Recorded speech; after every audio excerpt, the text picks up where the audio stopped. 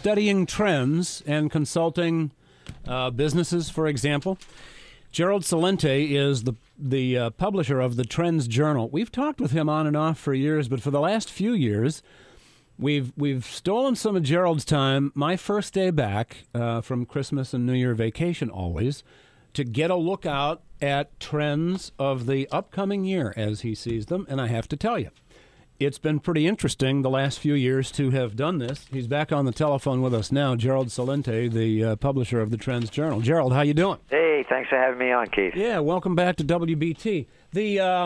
And we'll get into some of what you're seeing for this year, but talk about that. Go ahead and explain, the difference between kind of discerning trends versus you're not doing one of these shows where you're connecting people with their dead relatives, or you're not the Amazing Kreskin kind of a thing.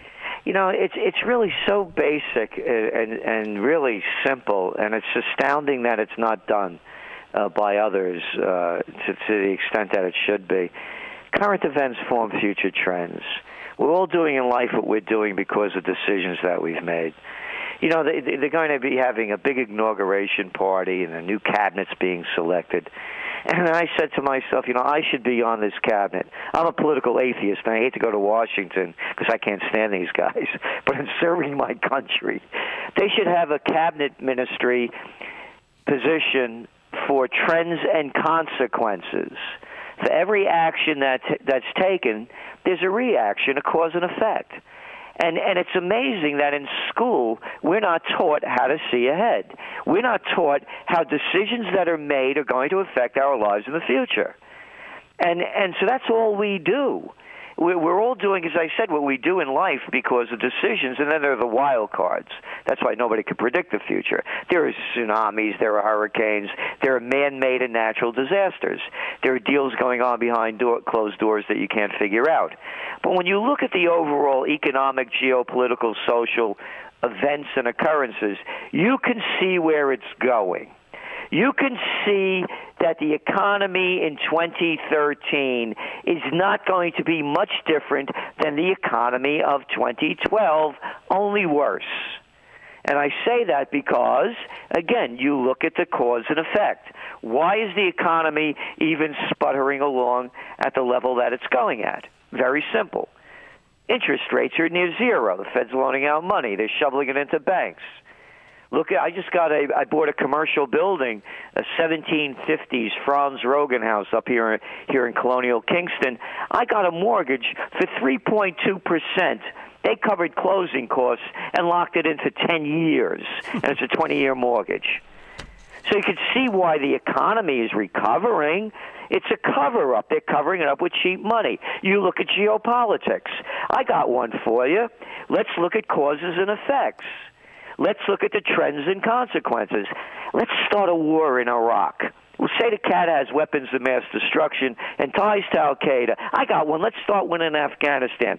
Why not a humanitarian mission? We'll call it in Libya.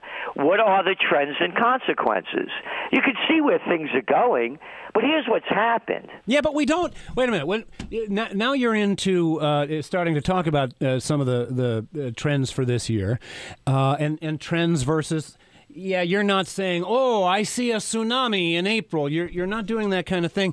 You're discerning. But part of the reason is because I think a lot of people, we don't want to see, or people don't want us to see, actual likely results that can reasonably be expected from certain decisions and occurrences. They like the fact, I think our leaders and politicians, they like the fact that we're a bunch of clueless knuckleheads and can't look till the next time that we're doing a thing that we've done before. In fact, they chide us. If you go into Iraq and you mention Vietnam, they chide you. Yeah, and who are they? Yeah, that's the whole thing. Who are they? Who do they think they are? And I'll tell you who they think they are. They think they're better than we are. Hey, man, every time they show up, they got red carpets they walk on. They have a bunch of flunkies dressed up in uniforms saluting. How come these guys aren't working? Who's putting out all this baloney for these people to act like this? There's a line. Okay, so I want to ask you more explicitly now about 2013. This is Gerald Celente, publisher of the TrendsJournal. There's a line in your magazine, though, that I saw. This makes sense. The goal of trend forecasting is to predict the probable course of the future by extrapolating from verifiable facts and data. When I read that, to me, it seems like what you're doing, I would just call it kind of a social algorithm. You're looking and making calculations into the future just based on the waves and the results and the behaviors and the things that have happened when things have looked a certain way previously. Exactly. Look, if you're going to eat a diet of junk food and drink junk drinks, what's going to be the result? You might get fat, and you might get diabetes. You might die, maybe, but we don't want to think that. I know, and that's the other part, by the way, Keith. It's not only that they want us, they like us to be factless. People are locked into belief systems. I'm a political atheist. I don't believe in anybody's political religion. And I get offended when people try to proselytize me. And I don't bow to political gods. But people are locked into belief systems so that when you show them faults in their belief systems, they get tight about it. So if you show, for instance, a liberal that, hey, man, Obama's out Bush with that Patriot Act, man. How do you love that National Defense Authorization Act where they could come and call anybody that they want an enemy of the state, American citizens, and kill us? Oh, well, he has pressure. He has to do something. That's exactly what it is. And I mean, same on the right. We know that. We saw that especially through the Bush years. Okay, Gerald, in the past few New Years, when we've spoken with you, you predicted, I shouldn't say predicted, you talked about the trend. And you didn't think that Barack Obama was going to be looking for a different job after Election Day this year. I also remember a few years ago, you said, look out for serious street-level unrest coming in the Middle East. 2 or 3 years back, you said that, and sure enough, that occurred. So tell me, today, looking forward, United States, we've just avoided the fiscal cliff, so I guess everything's going to be wonderful. We've reelected the president, so I guess we're happy and thrilled. Tell me something that you see as a trend in the United States 2013. I'll tell you the most positive trend I see.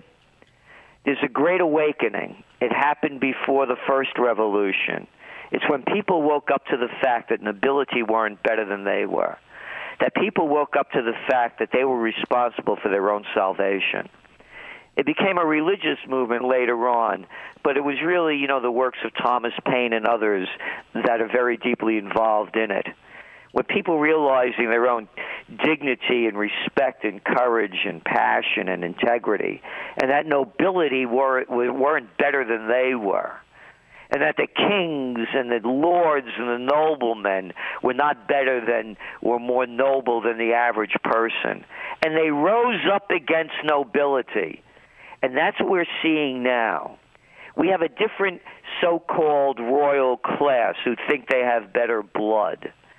And it's the politicians, not only at the state levels, national levels, it's the local levels.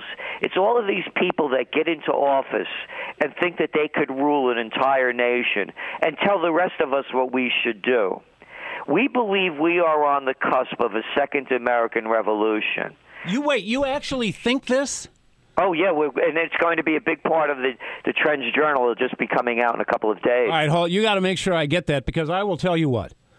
I would love nothing better than to see a common sense movement, these are the times that try men's souls, Thomas Paine movement.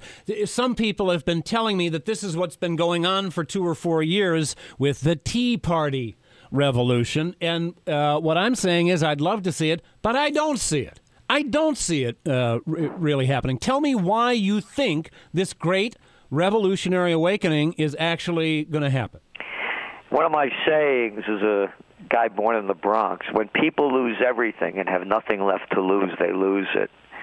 And when you start to get to a point where you realize that you're responsible for your own future, and what this election did, and as you mentioned, we said Obama would win because it's nothing more than the presidential reality show, and he's a better actor. That's the only reason why we said that. And what's happening now is that you have a large group of very educated young people holding college degrees in worthlessness that can't find jobs.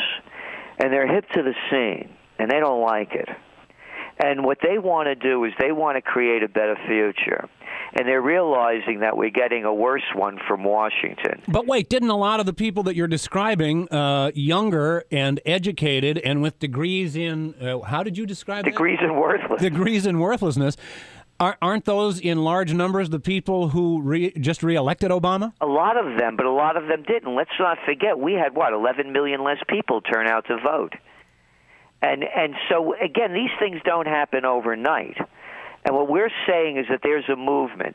As a lack of a better term, I would call it a new age. And I say a lack of a better term because when you say new age, people think of airbrushed unicorns, But it's an awakening of the spirit. And you go back, Keith. You go back to the Black Death that killed an estimated 60% of the Europeans, the Black Plague. What followed it? A renaissance. And I believe that's what we're on the cusp of.